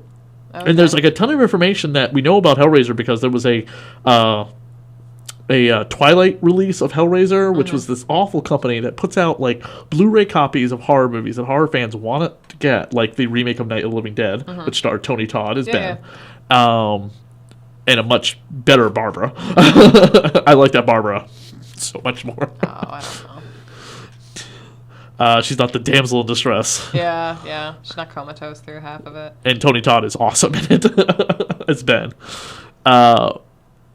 They put out Fright Night on Blu-ray, and it came with like commentary by Tom and a couple cast members and a bunch of bonus material. But it was like $35 on their website, and they only made like 5,000 copies of it. All right. Yeah. They also put out The Blob, the 1980s remake of The Blob on a Blu-ray. Again, $35, only 5,000 copies. Why do they do that? There's got to be some business model there. And because they're not, fans don't really appreciate it, because unlike Scream Factory, which will put out 5,000 copies, 5,000 copies of Howling 2, or 10,000 copies, you know what I mean? They'll only put out like 50, I think it's 1,500 copies actually. So Howling 2, which is kind of a crappy movie starring Sybil Danning as a furry werewolf in this. Yeah, you know what I mean? If you've seen the movie, Christopher Lee plays a priest in it, and Okay. yeah. Perfect. They put out tons of copies of that. You can buy it anywhere. Yeah. But this company put out Fright Night in a limited release. But they're supposed to have a ton of behind-the-scenes story information about Fright Night 2, including that thing with the Carlico and the Menendez brothers, which I mentioned earlier. Okay.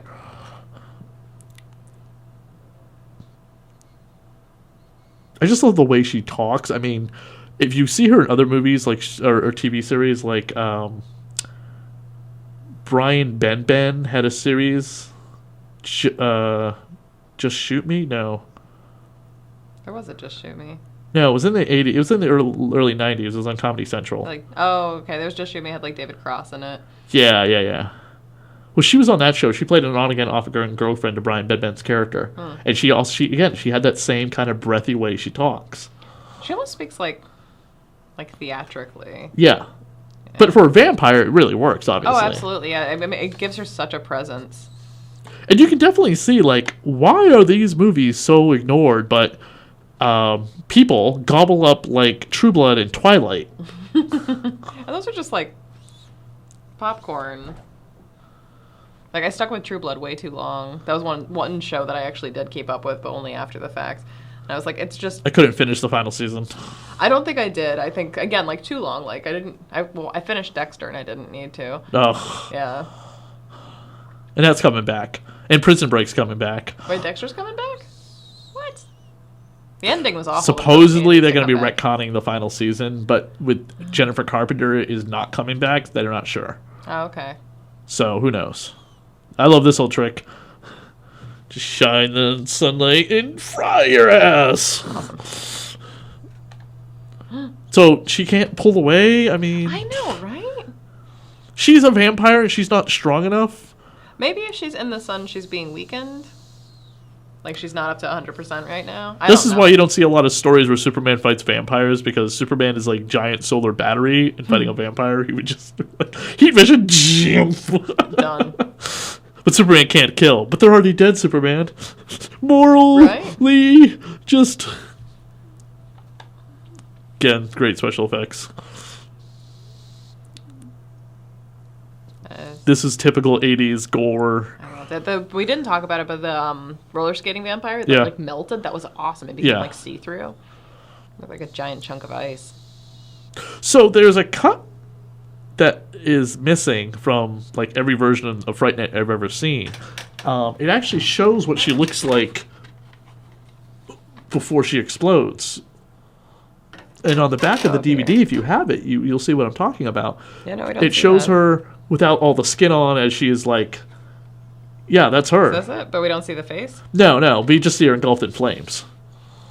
We just saw her hand. Yeah, but it's all skeleton-like. But this is before she explodes, and That's not on extras anywhere? No, this was a bare bones release through Oh, Artisan. It has no bonus material whatsoever. Oh, special features include 2.0 Dolby surround sound, scene selection, and interactive menus. Oh my Wow, God. that's just so riveting. They shouldn't even put that as a special feature. I It's just don't like, understand those why things are just, like, trailers are given. special features or anything like that. I do think it's interesting that when you watch the trailer, and sometimes there are scenes in the trailer that didn't make it into the film. But then usually on the deleted scenes. Yeah, if So. it does have the deleted scenes. Yeah.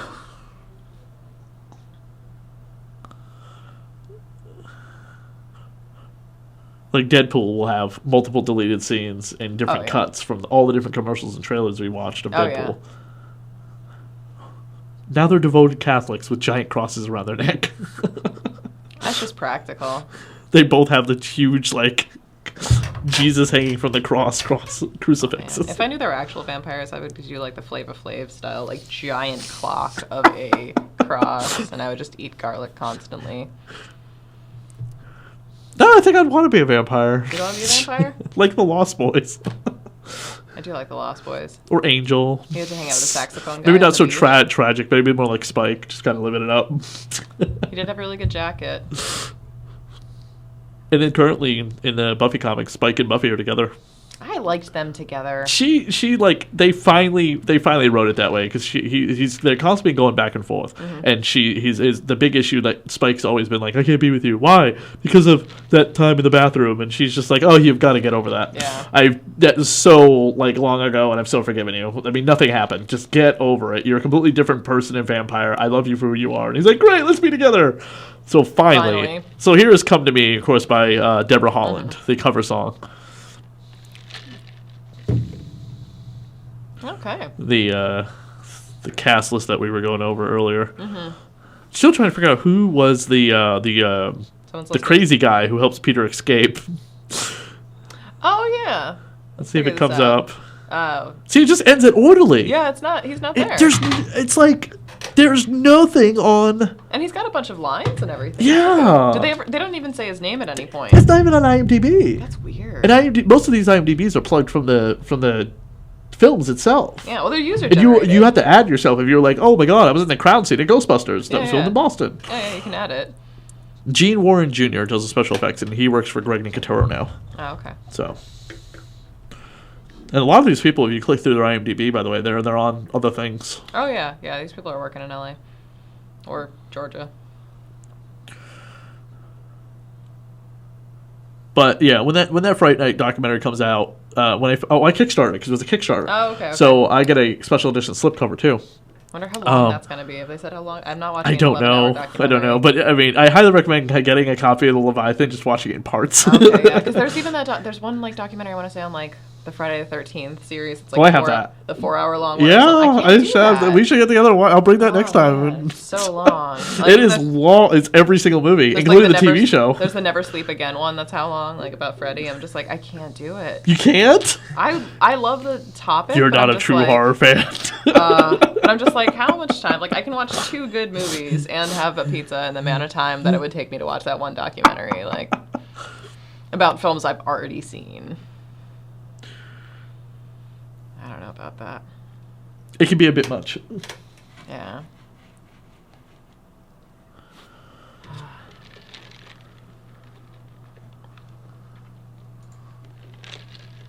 Well, I appreciate you sitting in on this commentary for this fan commentary for Film Dungeon commentary for Fright Night Part 2. What did you think of the movie? I liked it. I don't know, the first one, there's no way you could beat it or even compare it to it. But it was fun. It's got a big party scene. It's got a vampire on roller skates. You know, people mill. It's got Uncle Rico. Like, you know, I have really no complaints about it. But I do think, like, this is not a film that I've ever had someone try and convince me to see, which is, I think, and the lower distribution is probably how I miss seeing it. Yeah. But I've never had someone like this come up in conversations. Just to make up for Louis by Greg Cannon. Oh, okay. Cannon. But yeah, I've never had anyone be like, oh my god, I can't believe you haven't seen this. They're like, oh, okay, that makes sense. But me, I was like... You were like, oh, great, we can watch this. Yeah, we have to watch. You've never seen this before. Yeah. We totally have to do this.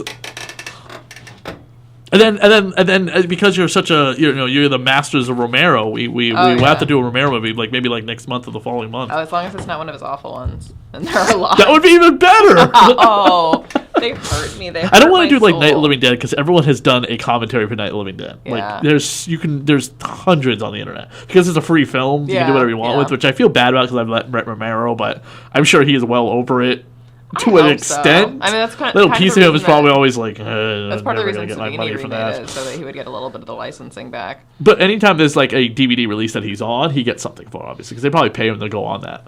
Yeah. They don't need to. Well, again, that was Film Dungeon Commentary, and we like to thank everyone for tuning in. Like to thank you, Dede, for coming on to it. Yeah, thanks for having me.